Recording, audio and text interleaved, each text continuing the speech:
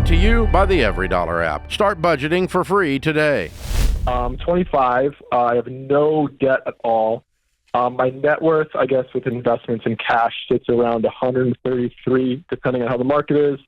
And last year I took around 125,000 home. And I want to buy a watch, a luxury watch, a Tudor. It will range probably with tax around 5 to 6K. I already have a Rolex, and so I guess my question is, with my finances, no debt, nothing, what is an appropriate amount of money to spend on a luxury watch? And if so, does this make sense for me as a want, not necessarily a need to spend, this amount of money on a watch? Yeah, I mean, I think just a couple like tactical money questions. You have no debt?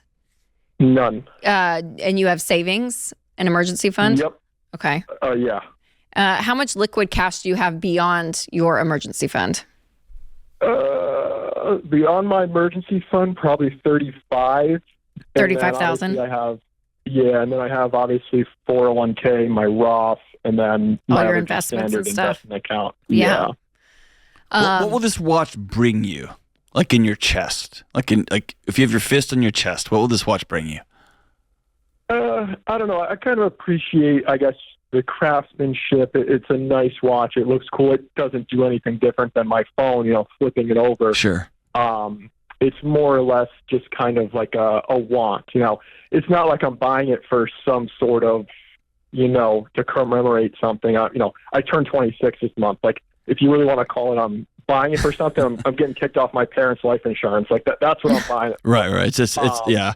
I would guess this. So Rachel, tell me, Rachel is better at this than me. I have bought guitars that are really expensive that I've thought were going to fill a hole in my heart, and they didn't. I love them, and I told people like, no, they have a kind of tone, or I needed this guitar to make myself feel better. So there was that. I'll also tell you, just as a 25-year-old, and I'm in my 40s, the single greatest flex I've ever seen when it comes to watches was doing an event with Jocko Willink. And dude rolls up with a Timex. And we were talking about his watch, and the way he said it, and Jocko, like from internet. Yeah, still remember. But the way he said it tells the same time that everybody else, other watch tells. I just remember thinking, like, you're the baddest dude I've ever met. Not to mention, he's Jocko, but it was it's almost a flex not to have it kind of thing. Yeah. And I guess that would be my warning to you as a 25-year-old is if you want nice things and you got cash and you're like, whatever. You can afford it, yes. Yeah, you can afford it, fine. Mm-hmm. The thing is I think sometimes, I remember being 25, I remember being 35 and thinking I needed a pair of jeans, I needed a car that said, I needed shoes that said X, Y, and Z.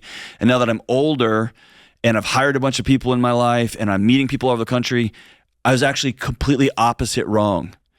The eyebrow gets raised when somebody walks into somewhere nice and they've got jeans on because you think, oh, that guy knows something I don't know. Or when they pull out their Timex and they're worth millions and millions of dollars, you end up going, that's kind of awesome, actually, right? And so, but I think cash to cash, you can afford it. It's a nice thing. Yeah, totally. And I think what John's saying, I think the sentiment of stuff is always just I think it's an awareness within you, Christian, and I do the same. I mean, I think there's just something to be said of when I want something, asking the questions, if nobody sees this, do I still want it? How much of my motivation is for other people? Yeah. How much of it is for my own ego to feel something? And even from a joy perspective, Arthur Brooks talks about this, that we can do 5 things with money. We can give it, save it, buy our time back, buy experiences with people we love, and buy stuff. And the one thing that does not bring lasting joy is stuff. So again, this whole kind of concept of I'm buying this watch because I love it. Because I bought a purse for my birthday last year, and it was a nice purse, and it was like, okay. Think like whatever car you drive, that nice of a purse. Like, no, do not, not that nice. There are levels of purses. It was not that kind of purse, but it wasn't from Target. And so it was just this idea of like, okay, if I have this purse, if I don't have this purse, what does Rachel say about herself? How is she feeling when she walks in a room? Like, there's just a lot of introspect I would have for myself. The higher dollar amount you spend on something, I think the more it's just kind of good to explore some of that. And maybe it's more of a You can buy it and you're totally fine if you buy it. We are not against stuff. Go get some nice stuff. Yeah. Christian, you have set yourself up very well. You make great money. You don't have debt. You've lived below your means. Like, you are doing great. You can buy this watch. I just don't, John and I think our biggest caution with stuff is don't be under the illusion that it's going to fulfill you long term and that it's going to bring some level of satisfaction. Because the way that things are marketed to us and the belief in that and what we wear, I mean, it is crazy, the status symbols that are out there and what we believe. And the thing is, people get in trouble with that. So again, I'm not worried about you from a money perspective at all. I think you could probably buy 2 of these and you would be fine. But it's more about you long term and who you are. Christian, you should ask John and Rachel what kind of watches and how much did they pay for theirs that we currently have? Huh? What do you guys got on? Oh, okay, Christian. I've got an Amazon watch for $15. John, what kind of watch do you have? This is such a flip of the script, which I love. I've got this dope Garmin watch. I love Garmin watches. It's a free ad for Garmin. They're the best. I love them. While we're on this topic, Winston Rachel, has the tell same us about how ones much as your car that you rolled into the parking lot costs. Because mine cost $4,000. You? Anyways, Christian. So here's the you'll thing, be Christian. fine. We love nice stuff. I'll also say this. If at 25 you can wrap your head around this idea, because you have chosen to live the way you live, you have the opportunity, and I didn't find this out until I was old, you can buy it once really nice. If you buy with cash, if you buy a super nice pair of Wolverine 1,000-mile boots, you can resole them and you can take care of them and you can give them to your grandkids. But they're really expensive out of the gate, right? And so if you say, I want to buy a couple of really nice watches, I love them, I'm kind of a watch guy, and so that's cool and awesome, and no, this will fill no gap in my soul. I won't feel any better about myself. In fact, I'll feel a little bit weird because I'm going to see somebody who needs money the following day or whatever. I know some people who have a rule that if they buy something really nice, they give that amount away or a percentage of that amount away just to balance their own soul out, whatever.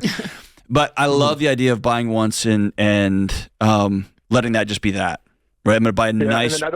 Go ahead. I don't mean to extend this the question over, but is there like a rule or a percentage of a net worth that you'd be, like a percentage of my net worth that I could spend on a want that wouldn't necessarily obviously break the bank, but it's like you're comfortable with just blowing. I love Dave saying like if you can light it on fire, if you could take that pile of cash, if you can take $5,000. Set it on fire on your kitchen table and watch it burn to ash. And you're okay. And you're okay. It won't prohibit doesn't affect you. your world. Yeah. Yeah, that's it. I mean, there's not really this like percentage. I mean, we say things like with cars, like we always say like things with motors and wheels, right? Cars, campers, all that. Yeah, right, depreciating asset. Yeah, no more than 50% of your annual income. Like there's some things around that. But when you get to the point where you are, you're beyond baby step 3 and you just have extra cash that you want to spend. So you emotionally have to detach from that money. And if you can really do that and it doesn't keep you up at night, then you're good to go. Well, and it could be pathological. I would love for you to also like get a nice watch, dude. You sound like you got a level head, man. Get a nice watch and also start laying the groundwork to get your money out of crypto and whatever nonsense you have it in and buy yourself a house that nobody can ever take from you, right? Some of those more stable assets that you can anchor into. Yeah, and to, a well-balanced, and you're learning this early, Christian. I mean, honestly, this is stuff that it's like so good to have because where you are financially. But always remember with money that you can spend it, you can save it, you can give it. And we say on the show, we are fans of all 3. Yeah. So as you continue to become more successful and continue to live below your means, you're going to continue to build wealth. You're going to have more and more savings. You're going to have the opportunity to spend some more, but also be having that generosity muscle as well, because that is joy within money. And if you can get that early and live with it, there's a freedom and a joy there that's unbelievable. So giving, saving, spending, doing all 3. All right, Christian, have fun with your new watch. This is The Ramsey Show. Create your free every dollar budget today, the simplest way to budget for your life.